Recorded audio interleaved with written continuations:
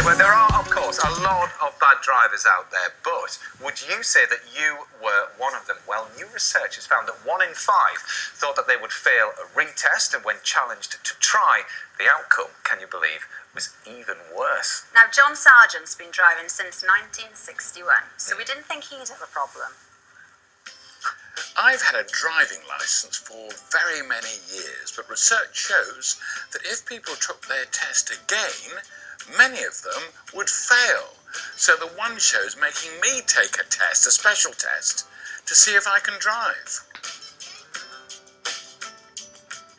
Before I jump behind the wheel, I want to find 2 volunteers who'll take the test with me.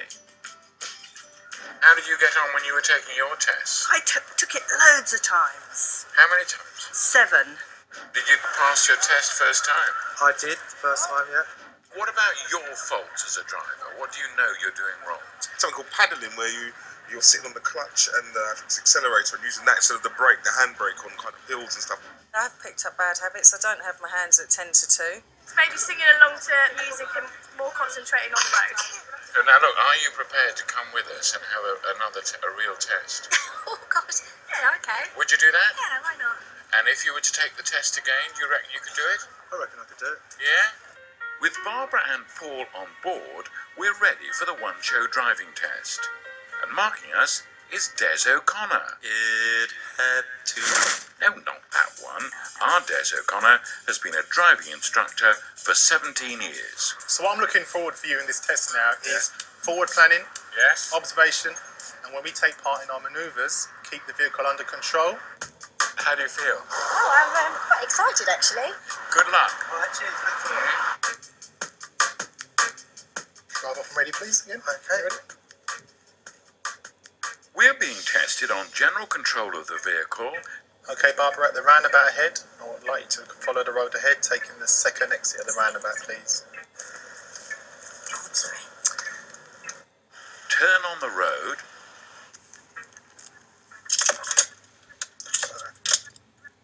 I'll wait a sec. Let the driver speak. Clutch down. Turn it off. We're on the curb now and drive, so... Now that wasn't intentional. And finally, emergency stop. Stop! Stop! Stop! Thank you, John. I won't be asking you to do that again. Oh, good. Well, John is here rather tentatively, along with Barbara and Paul, to find out how they have done. It's very exciting. It's very exciting indeed. John, first of all, how do you think you would fare if you restart your test? I think I'd be okay. Yeah. Okay. I passed my test a long time ago. I sat a motorbike test a few years ago because I had to for a job. Unfortunately, passed. So then I rode a motorbike for a few years and I cycle. So I think as a cyclist it behoves you to pay attention and be sensible and smart and do the right things. And there's things like, you know, like in London, people, like if somebody's turning right, people stop and to let them go thinking they're doing the right thing. But of course that's incredibly dangerous for a cyclist coming up on the inside who doesn't know that that person stopped to let somebody else. So the rules are there for a reason, and as I say, as a cyclist, it behoves my future life to do what they say. Right, let's not put them in the... Barbara and Paul, John has got the results here. Barbara, just quickly, pass or fail, what do you reckon? Pass. Pass, Paul? I reckon I failed. Yeah, yeah. Quite confident about that. Yeah. Let's find out. Right, who's first then? Shall I give the result and then the reasons, or Give the reasons first. right? Barbara, you delivered the best driving experience in general. You actually speeded while passing a speed camera, but apart from this, you aren't a dangerous driver. You did, however, fail the emergency stop. You got 3 serious faults, which means you failed. Barbara. Barbara. What about Well. Paul then? Paul,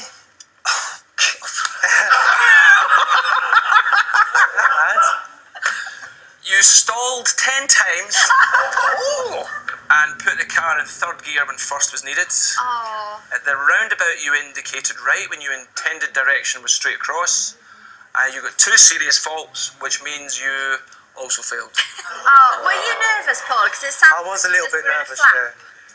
Oh. Yeah. But you can keep your licence, this is the thing, because it is a retest. You're all right, but... No one will know, will this is the thing. Nobody will know. Nobody will know. So what are the main habits then, bad habits that drivers pick up after a few years of driving? Well, obviously the one that catches all of us at one time or other, speeding. Only putting one hand on the steering wheel, that's not a good idea. You've got to have 2 hands, and also you're meant to look around all the time. So even when you're changing speed, you've got to look. And the most common cause of a crash is people saying, I wasn't looking around properly. Yeah. But with so many people that obviously been driving for a long time failing this retest, does that then suggest that a lot of these accidents are caused by older, more experienced drivers? No, you might think that, but in fact it isn't. The young people are the ones that cause most of the crashes. If you're 18, you're more than 3 times as likely as someone who's 48 to have a crash. So there's that, and the insurance companies know exactly what they're doing. The safest group, 15 to 69-year-olds. So there we are. There you are. 50, Yeah, from 50 onwards. So are you 50 now? Yeah. Oh, there we are. Safest You're group, okay. 69. You're only confident. Okay. I think overconfidence, that's the only thing I would say. Another thing, yeah, and again, I think like with the kind of cars that people drive, again, as a motorcyclist, I noticed that Volvo drivers were well worth avoiding. Because they think they're driving a really nice, safe car, Tank. so they They're don't driving a really tank. have to pay as much attention to other road users. Yeah. Now, Well, another manufacturer is Ford, isn't it? Because they did little... Yeah. No, I mean, as Paul proved, people get into a bit of a flap before trying a test. So back in 1935, when tests were first introduced, Ford brought this video out to help us all feel a little bit better about it. Here we are. Jerky start often means stalling your engine.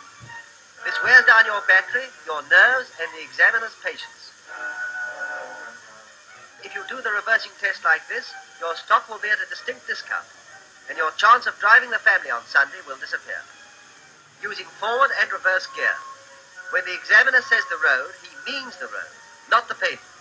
It looks funny, I know, but examiners don't appreciate such humor. They don't. That's like me. I was going to say, that's exactly it. Every night after the show, that's what the car park looks like downstairs as Alex leaves. Anyway, John, we have your result here.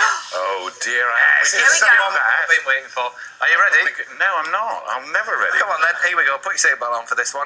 Right, you have good control of the car and you check your mirrors often.